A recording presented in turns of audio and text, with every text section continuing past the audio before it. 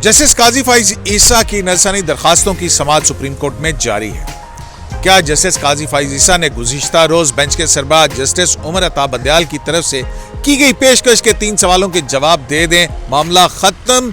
तो क्या जस्टिस काजी फाइज ईसा ने इन सवालों के जवाब दे दिए, और अगर दे दिए तो क्या दिए?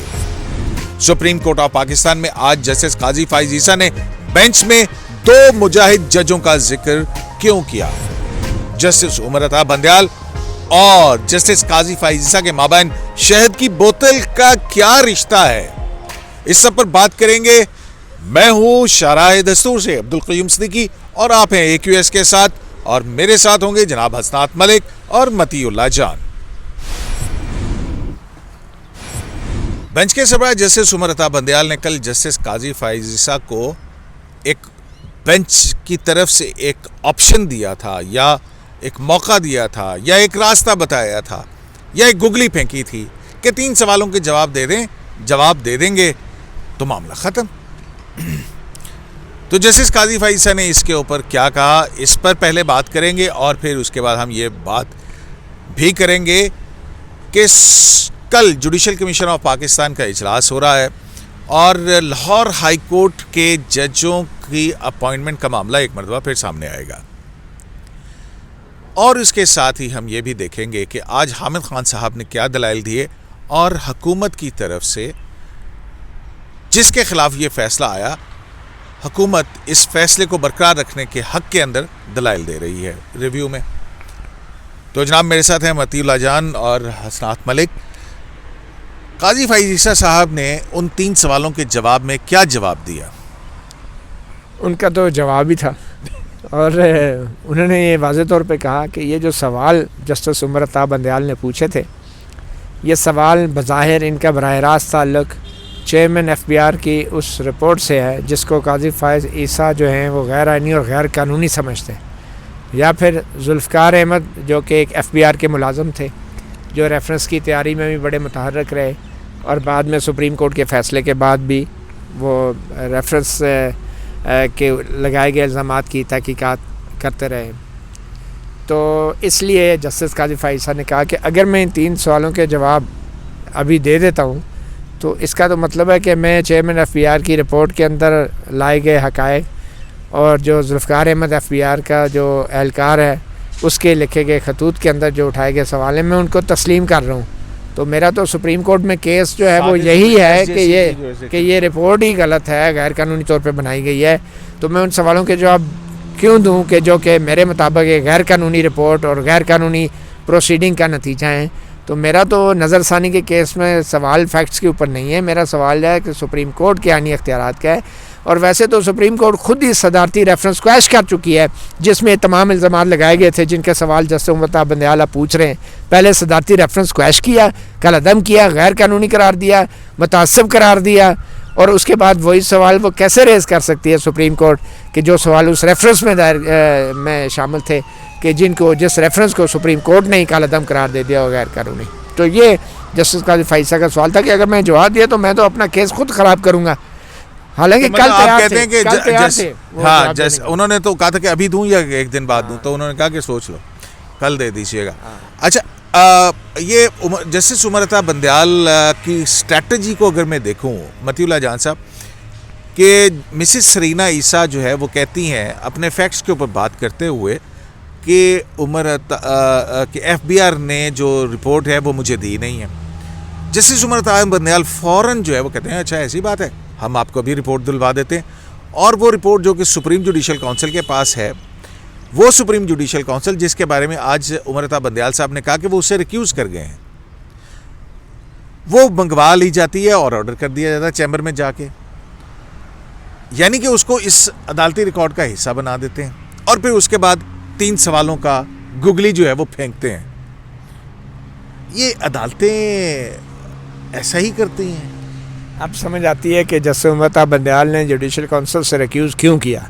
उसकी वजह यही चेयरमैन FBI की रिपोर्ट थी जिसको जुडिशल काउंसिल ने एग्जामिन करना था, और ये रिपोर्ट जस्टिस उमर अता बंदयाल के हुक्म के मुताबिक तैयार की गई थी। मुताबिक से मुराद है हुक्म के बाद तैयार की गई थी। तो इसलिए मैं समझता हूँ कि जुडिशल काउंसिल के सामने जो चेयरमैन FBI की रिपोर्ट है वहाँ पर वो खुद अगर बैठते तो फिर वो अपने ही हुक्म के ऊपर अपनी तैयार कॉन्फ्लिक्ट ऑफ इंटरेस्ट आता, तो लिहाजा उन्होंने रिक्यूज कर अब जो सवाल जस्टिस उमरता बंदयाल को सुप्रीम जुडिशल काउंसिल में बैठ के करने थे, वो अब इस 10 रुकनी बेंच में बैठ के वही सवाल दोहरा रहे हैं और फैक्ट्स से वो आगे पीछे जा नहीं रहे। हालांकि मामला इस वक्त फैक्ट्स का नहीं है, फैक्ट्स तो उसी वक्त ख़त्म हो गए जब सदारती रेफरेंस को आपने कूड़ेदान में डाल दिया था, तो फैक्ट्स तो उस वक्त चले गए। अब सिर्फ सुप्रीम कोर्ट के उस हुक्म को चैलेंज किया गया है कि जिसमें कहा गया है कि FBI इसकी असर-ए-नौ तहकीकात करे। तो क्या सुप्रीम कोर्ट के पास आइनी और कानूनी अख्तियार था? सारा केस अब ये है, ये नहीं है कि इल्ज़ामात क्या हैं जिसके बार बार जैसे उमरता बंदयाल और जैसे मुनीब जो है जिस पे फोकस कर रहे हैं।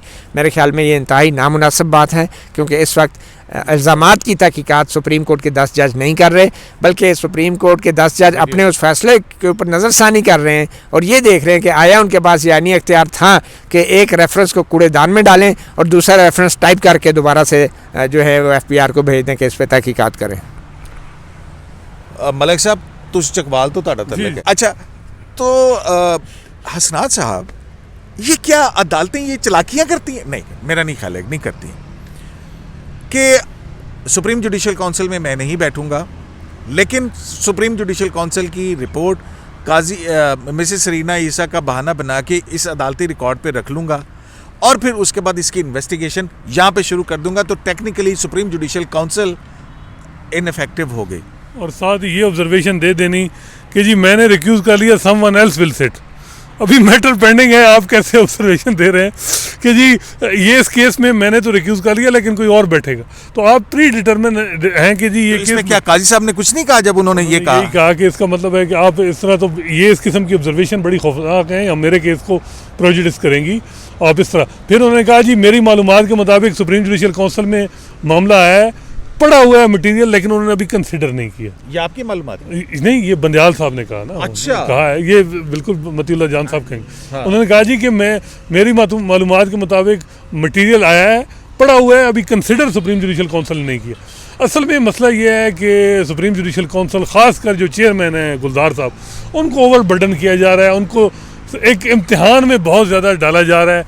वो अब चाहे उनकी जिन चीज़ों पर हम बहुत सी चीज़ों पर इख्तलाफ कर सकते हैं, लेकिन इतलात तो ये भी हैं कि भाई वो इन चीज़ों में नहीं जाना चाह रहे, तो लेकिन उनको उनको जो है उनको खा मखा किया जा रहा है। बहुत से वकला बार में कह रहे हैं कि वो इन चीज़ों से इज्तनाब करना चाह रहे हैं, क्योंकि उनको पता है कि एक जो उनके ब्रदर जज हैं किसकी क्या क्या फाइनेंशियल इंटीग्रिटी है, क्या क्या मामलात सबके। और आपको भी पता है कि इस अगर यहाँ पर ऐसे मैं आपको टोक रहा हूँ, मैं खामखा के अंदर मुझे पता नहीं वज़ीर आज़म फ़ंड केस जो है वो मुझे याद आ गया, जिसमें चीफ जस्टिस के नाम से एक ऑर्डर है जिसकी बड़ी अच्छी अंग्रेज़ी है, और उस ऑर्डर के अंदर जस्टिस काजी फैसल को प्राइम मिनिस्टर के मुकदमा सुनने से रोका गया। अच्छा, ऐसे ही मुझे याद आ गया। अच्छा, उमरता बंदयाल साहब ने और फिर क्या कहा इस हवाले से? नहीं, उन्होंने एक और कहा कि जी जज को एग्जाम्पलरी होना चाहिए, एक मिसाली होना चाहिए, बिल्कुल मिसाली होना चाहिए। मैं इसमें तो कोई शक नहीं है कि जी जस्टिस काजी फैसल और ये कोई जज हैं वो मिसाली हो, लेकिन क्या इस वक्त सारे मिसाल कायम हो रही हैं? क्या जजेस की तकर्रियाँ में जो है अकरबा परवी नहीं हो रही? चैम्बर फेलो जो है या जो जूनियर जो है जजेस के वो तकरीर में अकरबा परवरी कहाँ से आ गई यार? ये पाकिस्तान बार काउंसिल और सुप्रीम कोर्ट बार ये सारे 10 साल से ये इल्ज़ाम लगा रहे हैं। आप इसकी रिसर्च करें। कल लाहौर हाई कोर्ट के जजेस की अपॉइंटमेंट का मामला है, 12 जजेस, उनमें देख लें कि कौन कौन नामिनी जी है, किन किन के करीब है, ये सारी चीज़ें देख लें। ये फैक्चुअल चीज़ें, हम उनकी इंटेग्रिटी और कॉम्पिटेंसी पे सवाल नहीं उठा रहे। अपनी तरफ से किसी जज को नॉमिनेट कर देने में कौन सी देखिए वही बात है ना, यही मामला आता है कि जस्टिस काजी फैसल ने किसको किया है बता दें। फिर मुझे बताएं, अनवर रईस जमाली साहब के दौर में 10 साल से वकील की जो एज है लिमिट सुप्रीम कोर्ट की 7 साल हो जाती है, उसका अल्टीमेट बेनिफिशियरी कौन होता है? मैं ये समझ रहा हूं। बैरियर टाउन का मामला था, एक हफ्ता पहले जो है जस्टिस फैसल अरब रिटायरमेंट से पहले कहते हैं जी एक हाउसिंग सोसाइटी सुप्रीम कोर्ट की वो बना के चले जाते हैं कि जी इस तरह हो, उसका चेयरमैन रिटायर जज हो। उसके बाद वो मीडिया में शोर आता है कि जी ये तो रिटायर जज जो है किस तरह सुप्रीम कोर्ट जो है गलियां नालियां बनाएगी। और फिर अब वो सुना है कि उनको प्रपोज किया जा रहा है वकील कुछ लोगों की तरफ से कि जी फेडरल शरीयत कोर्ट के चीफ जस्टिस की तरफ कि उनको बनाया जाए। और अब कई ऐसी चीज़ें एग्जाम्पलरी होना चाहिए। अब किस जज का जो है बेटा जो है वो FBR में काम करता है और वो ऊपर मामला जो है वो केसेस सुनता है। और कई हज़ारों मिसालें हैं आपके सामने जिनमें प्लाटों के मामला आपके सामने हैं। किन किन सारी क्या एग्जाम्पल सिर्फ जस्टिस काजी फाइसा ही हैं और कोई नहीं है। 139 जजेस हैं सुपीरियर कोर्ट के, जस्टिस काजी फाइसा ही हैं और फिर आप कहते हैं वो करप्ट भी नहीं है। आपने आज जस्टिस बंदयाल साहब ने कहा जी ये बिल्कुल हम कहते हैं कि करप्शन का मामला नहीं है जस्टिस काजी फाइसा का। तो फिर मामलात क्या हैं? फिर बताएं मुझे, ये तो नहीं समझ आ रही कि क्या मामलात हैं जब करप्शन नहीं है तो। मतलब 3 महीने से रिपोर्ट आई हुई है सुप्रीम जुडिशल काउंसिल पर, तकरीबन 2 महीने हो गए ना मेरे ख्याल में। कब आई थी सुप्रीम जुडिशल काउंसिल के पास FBR की रिपोर्ट? ये 14 सितंबर मेरे ख्याल आई है। 14 सितंबर, अक्टूबर, नवंबर, दिसंबर, जनवरी, फरवरी, मार्च, अप्रैल है नहीं यार मलिक साहब, हाँ 5-6 महीने हो गए वहाँ पड़ी थी। हाँ पड़ी हुई। सुप्रीम जुडिशल काउंसिल ने कोई एक्शन नहीं लिया, एक्शन नहीं लिया, रिव्यू हुआ। रिव्यू और जस्टिस उमरता बंदयाल ने रिक्यूज कर लिया सुप्रीम जुडिशल काउंसिल से। मैटर उनके बकौल सुप्रीम जुडिशल काउंसिल में उमरता बंदयाल साहब ने रिक्यूज कर लिया, लेकिन फिर इस रिपोर्ट को रिकॉर्ड का हिस्सा बना दिया और फिर उसके ऊपर काजी साहब से एक्सप्लेनेशन मांग ली, खुद को सुप्रीम जुडिशल काउंसिल से रिक्यूज कर लिया। एक ही हो रहा है यार, मैं कंफ्यूज हो गया। मतियुल्लाह यार मुझे समझाए यार। मैं आपको बताता हूँ ये जो उन्होंने आज बात की ना कि वो अभी तक कंसिडर नहीं हुई, जस्टिस उमरता बंदयाल ये बताना चाह रहे थे एडवोकेट हामिद खान को कि सुप्रीम जुडिशल का ऐसा कोई इजलास नहीं हुआ कि जिसमें मैं बैठा हूँ और मैंने ही FBR की रिपोर्ट को कंसिडर कर लिया हो।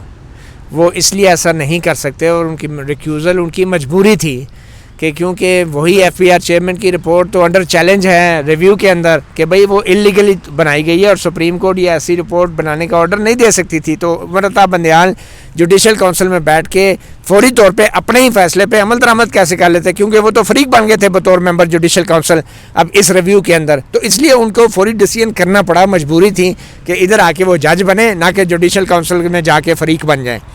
तो ये उन्होंने फिर क्लियर किया कि हमने अभी तक फैसला देने वाले तो बाकी 10 जज और भी हैं। अब मज़ीद बताता, अब जो उन्होंने कहा कि मैंने रिक्यूज़ कर लिया है, वो रिक्यूज़ उनकी मजबूरी थी। फिर उन्होंने कहा कि वो अभी टेकअप नहीं हुई। वो टेकअप इसलिए नहीं हुई कि अभी तक ये फाइनली नहीं हुआ कि उनके बाद मुशीर आलम ने जुडिशल काउंसिल का मेंबर बनना है। वो फॉर्मली तीसरा वो कोई भी होगा, लेकिन उसका अभी तक फाइनल नहीं हुआ जो कि उमरता बंदयाल की जगह पे कहेगा। 10 के 10 जज ये बैठे हैं, तो इसलिए अब ये मामला फंस गया। इजाजुल एहसन साहब और सरदार तारिक पे एतराज था, वो रिक्यूज कर गए, उनका कॉन्फ्लिक्ट ऑफ इंटरेस्ट। अब ये मामला फंस गया है। जब तक जस्टिस उमरता बंदयाल का जुडिशल काउंसिल के अंदर मतबादल नहीं आता या नेक्स्ट सीनियर जज का डिसाइड नहीं होता, उस वक्त तक जो है जुडिशल काउंसिल इस रिपोर्ट को, चेयरमैन FBR की रिपोर्ट को टेकअप ही नहीं कर सकती।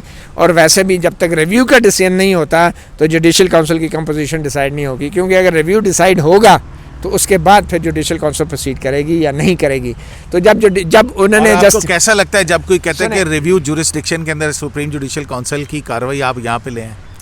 देखें, मैं आपको बताऊँ, जो जस्टिस उमरता बंदयाल की रिक्यूज़ल की अब वजह ये भी समझ आती है कि जब तक रिव्यू का डिसीजन हो रहा है उस वक्त तक रिव्यू में डिसाइड करने के बाद भी जस्टिस उमरता बंदयाल जुडिशल काउंसिल में नहीं जा सकते थे, ये भी तय है। और रिव्यू के होते हुए, रिव्यू का डिसीजन ना होते हुए जुडिशल काउंसिल प्रोसीड नहीं कर सकती है, क्योंकि लीगली, मॉरली और टेक्निकली भी कॉन्फ्लिक्ट ऑफ इंटरेस्ट आ रहा है।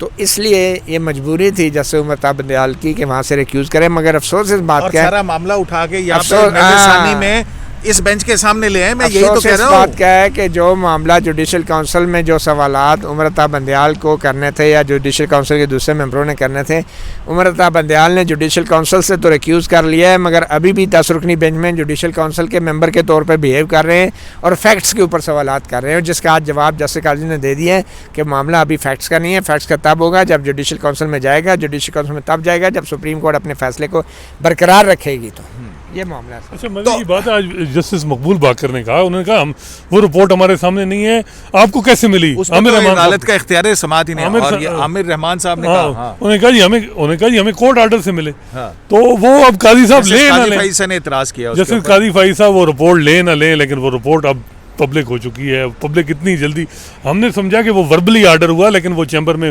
रिटर्न आर्डर भी हो गया था। और वो मेरा ख्याल है कि लग ये रहा है कि काजी साहब का जो डिफेंस उन्होंने सुप्रीम जुडिशल काउंसिल में करना है, ये जो तो वो वहाँ यहाँ जो ये मैलिस इन लॉ और मैलिस इन फैक्ट करते हैं, तो क्या अदालत के हवाले से भी ये मैलिस इन फैक्ट एट्रीब्यूट किया जाता है? हम वो चीज़ें, कोई ऐसी मिसाल तो नहीं है, कोई ऐसी चीज़ें इनमें हो मेलाफाइड फैक्ट, तो वो कहते हैं मटेरियल ऐसा हो। उन्होंने तो उस मामले का भी नहीं दिखा जिसमें 2 जजेस ने, जस्टिस मकबूल बाकर और जस्टिस मंसूर अली शाह उधर गए, तो और वो मामला हुआ कि जी किस तरह मेलाफाइड इन्फेक्ट, किस तरह उन्होंने ये चीज़ें जो है वो मटेरियल इकट्ठा किया, जासूसी की, उस तरफ तो वो गए ही नहीं। और वो कहते हैं कि उस जब एडमिटेड फैक्ट है तो कुछ ज़रूरत नहीं है। एडमिटेड फैक्ट जो कयूम साहब और भी बड़े होते हैं, लेकिन मसला ये होता है कि मैटर उनके ही आएंगे, मामलात उनके ही आएंगे जो कहीं किसी जगह जो है वो जिनको खटकेंगे।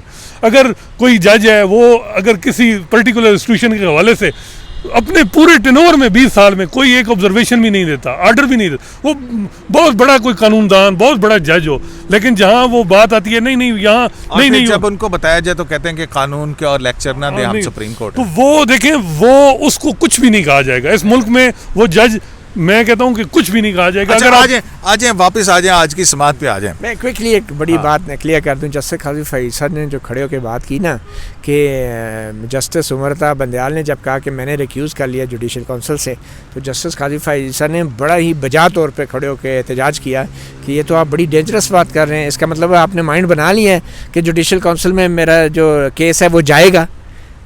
इसलिए तो जस्टिस काजी फैसल ने एहतजाज किया कि आपने क्यों रिक्यूज़ किया है। और जस्टिस उमरता बंदयाल ने ये जो रिक्यूज़ किया जुडिशल काउंसिल से, ये बड़ा ही गलत वक्त था। इसकी वजह यह है कि इसका मतलब है उन्होंने अपना एक जहन बना लिया है कि मैंने जो है ना अपना फैसला रिव्यू खारिज करना है और ये मामला FBI चेयरमैन की रिपोर्ट का जुडिशल काउंसिल में जाएगा, तो इसलिए मुझे जुडिशल काउंसिल में नहीं होना चाहिए। तो इसलिए जस्टिस काजी फैसल ने एहतजाज किया कि आपने ये रिक्यूज़ क्यों किया और ये ऐलान आप क्यों कर रहे हैं, आप क्या तासुर देना चाह रहे हैं कि मेरा केस डिसाइडेड है और आप इधर बैठ के आर्गूमेंट सुन रहे हैं और जुडिशल काउंसिल से पहले रिक्यूज़ कर लिया है, ये सोचते हुए कि मेरे आर्गूमेंट्स को आपने रद्द करना है, मैंने अपना केस हारना है, मेरे खिलाफ आप फैसला देंगे और फिर चेयरमैन FBR की रिपोर्ट पे गौर करेगी जुडिशल काउंसिल। और क्योंकि मैं यहाँ पे 10 रुकनी बेंच का मेंबर था, इसलिए मुझे उसमें नहीं होना चाहिए। तो ये रिक्यूज़ल जो इस वक्त जस्टिस उमरता बंदयाल ने किया है, ये भी साबित करता है कि जस्टिस उमरता बंदयाल जो है बज़ाहिर वो अपना जहन बना चुके हैं। दूसरी एक और बात है, ऑर्डर था 19 जून का कि आप चेयरमैन जो है वो उसके सामने रखा जाए। आज बंदयाल साहब कहते हैं कि मैंने रिक्यूज करके हूँ, समवन एल्स विल सिट। तो इसका मतलब है चेयरमैन से आप कह रहे हैं कि चेयरमैन जो है जैसे गुलजार साहब जो है वो प्लेस करें, सुप्रीम प्रोसीड करें। तो ये वो ऐसी चीज़ें हैं जो टेक्निकली इनकी जब आप इस किस्म की ऑब्जर्वेशन देते हैं तो आप एक को वही बात आज जो हामिद खान साहब के था, उन्होंने कहा जो आपने डायरेक्शन दे दी ना और टाइम लाइन दे दी, आपने इससे ऐसा कर दिया कि वो आपने एक अलाइव कर लिया रेफरेंस और उसमें जो बल्कि डिफेक्ट थे उनको पूरा वो कवर अप करके वो दोबारा आप वो चीज़ें ले आए। इसी वजह से पुरानी FIR ख़त्म, नवी FIR दर्ज।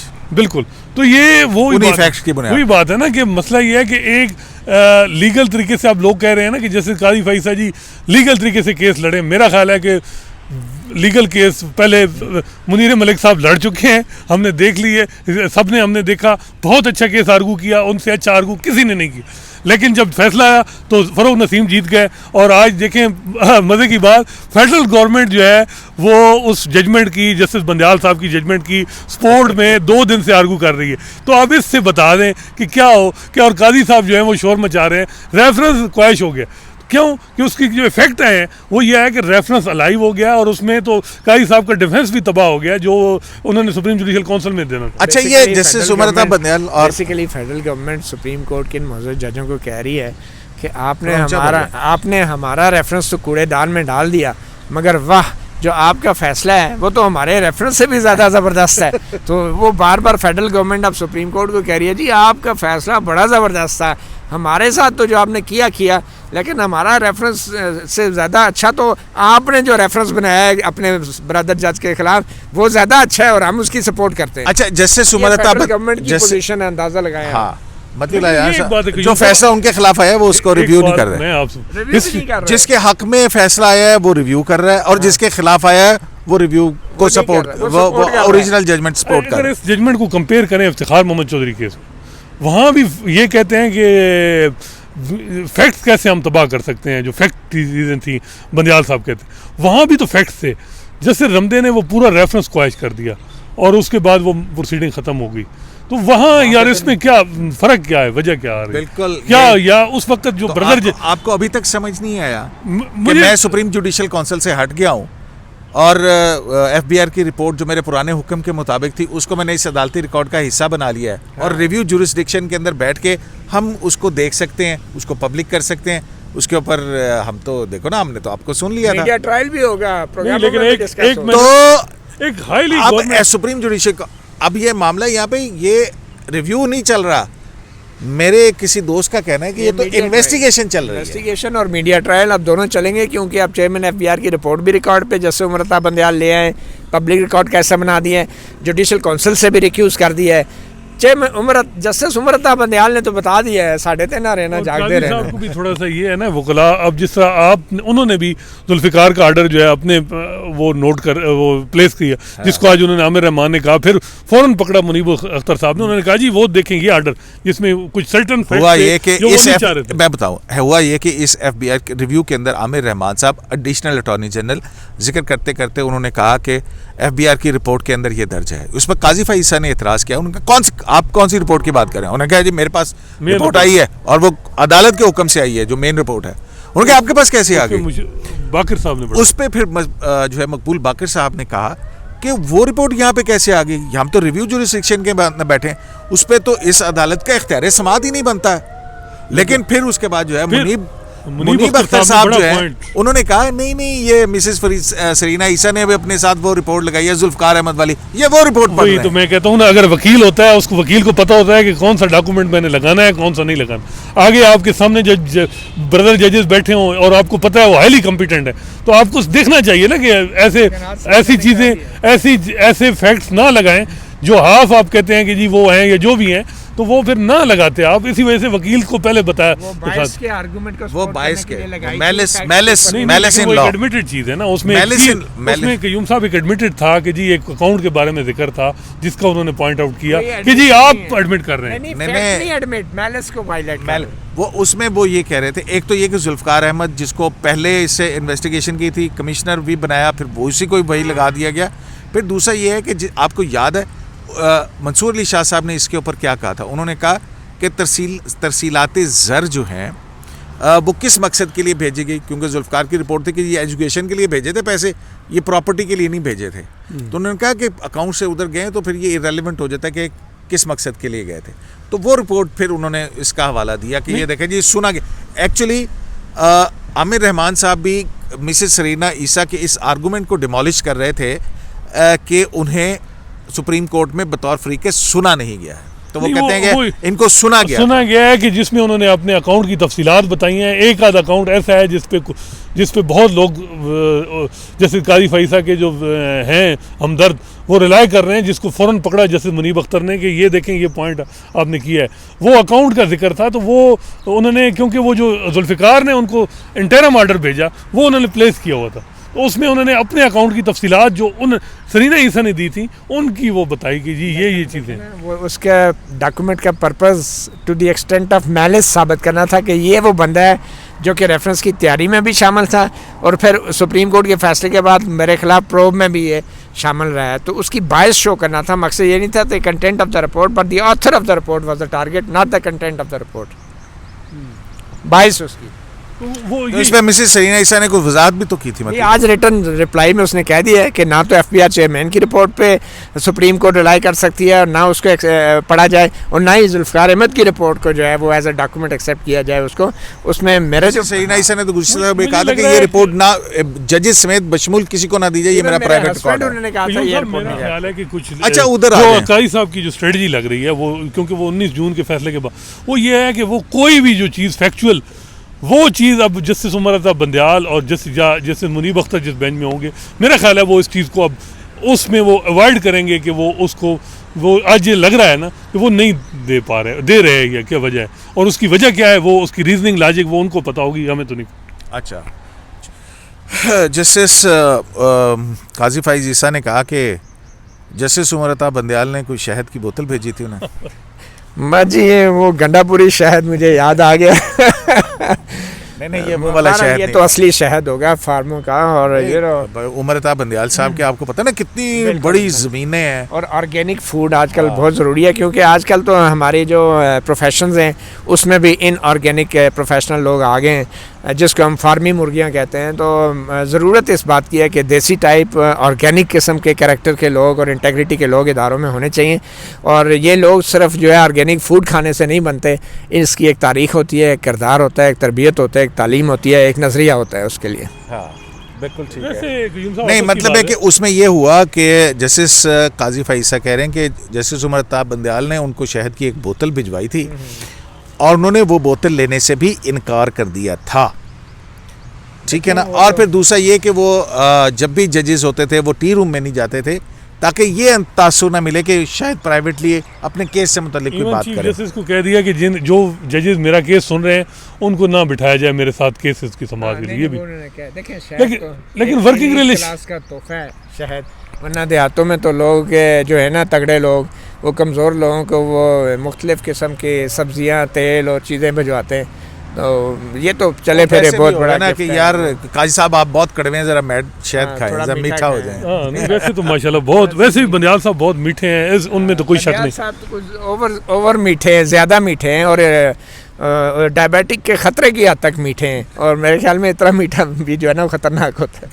नहीं वो वैसे वर्किंग रिलेशनशिप क़य्यूम साहब होना चाहिए जजेस में। नहीं वो तो है, लेकिन काजी फ़ाइसा की एक मसला तो है ना कि पहले केस भी 10 फुल कोर्ट सुन रही है, फिर रिव्यू भी 10 जज सुन रहे हैं, तो वो इतने से तो जज हैं और किसके साथ वो बैठेंगे या और एक दो वैसे वो मामलात हैं, कुछ सुप्रीम जुडिशल काउंसिल के हैं जजेस हैं, तो वो ये बात ख्याल में सिर्फ वर्किंग रिलेशनशिप नहीं होनी चाहिए, प्रॉपर प्रोफेशनल और इंसानियत की रिलेशनशिप भी होनी चाहिए। सिर्फ वर्किंग रिलेशनशिप से इदारे नहीं चलते। ये रिलेशनशिप जो है अदलिया जैसे इदारे में जिसने इंसाफ करना है, और ये इंसाफ का आखिरी फोरम होता है किसी भी मुआशरे में, उसमें सिर्फ वर्किंग रिलेशनशिप नहीं चाहिए। और जो जजों का ज़ाब्ता अखलाक है वो सिर्फ वर्किंग रिलेशनशिप की बात नहीं करता, ब्रदरन जजेस का लफ्ज़ हमने देखा था। नहीं रिलेशनशिप उसमें हमने देखा कि जब साकिब साहब का उसमें बाकायदा पिकनिक पे जजेस गए थे, आपको याद है तस्वीर आई थी, तो वो इमरान खान साहब का केस डिसाइड करने के बाद उसके बाद तो वो ये है कि जिसके बाद जो है वो वर्किंग रिलेशनशिप लोगों ने कहा था कि खुशाब ग्रुप आपने भुलवा दिया। वो जजेस के अपॉइंटमेंट पे आपने कह दिया ना, हाँ वो कल करेंगे, जब अपॉइंट कर लेंगे तो फिर बताएंगे कि कौन किसका रिश्तेदार ताल्लुकदार है ना। हाँ कि सुप्रीम कोर्ट के जजों का कितना कोटा है जो मंजूर हुआ है, ठीक है आप यही कहने। और ये इबादुर रहमान लोधी साहब हैं, जज लाहौर हाई कोर्ट के रिटायर हुए, उन्होंने बाकायदा तकरीर की है कि जी सुप्रीम कोर्ट के जजेस किस तरह क्यों इन्वॉल्व होते हैं हाई कोर्ट के जजेस की अपॉइंटमेंट में, क्यों बार बार ये कहते हैं कि हमारा बंदा भी पाओ, ये चीज़ें हैं रिकॉर्ड पे। अच्छा तो जनाब जस्टिस काजी फ़ाइसा जब ये समाअत कंक्लूड हो रही थी, जस्टिस काजी फ़ाइसा रोस्ट्रम के ऊपर आए। रोस्ट्रम पे ऊपर आके उन्होंने कहा कि मैं सब लोगों को ट्रिब्यूट पेश करना चाहता हूँ, PFUJ को, पाकिस्तान बार एसोसिएशन को, सुप्रीम कोर्ट बार एसोसिएशन को, Sindh high court bar association को, और उन्होंने कहा कि इस बेंच के अंदर 2 मुजाहिद जजों को भी, एक जस्टिस मकबूल बाकर और दूसरे जस्टिस सज्जाद अली शाह। उन्होंने कहा कि जस्टिस मकबूल बाकर बम धमाके का निशाना बने थे और जस्टिस सज्जाद अली शाह का बेटा अगवा हुआ था, और ये दोनों मुजाहिद जज हैं और इनको पता है कि किस तरह से फैसले तब्दील करवाने के लिए किस तरह दबाव डाला जाता है। शराय दस्तूर से अब्दुल क़य्यूम सिद्दीकी को AQS लाइव से इजाज़त दीजिए। अल्लाह ने के बाद।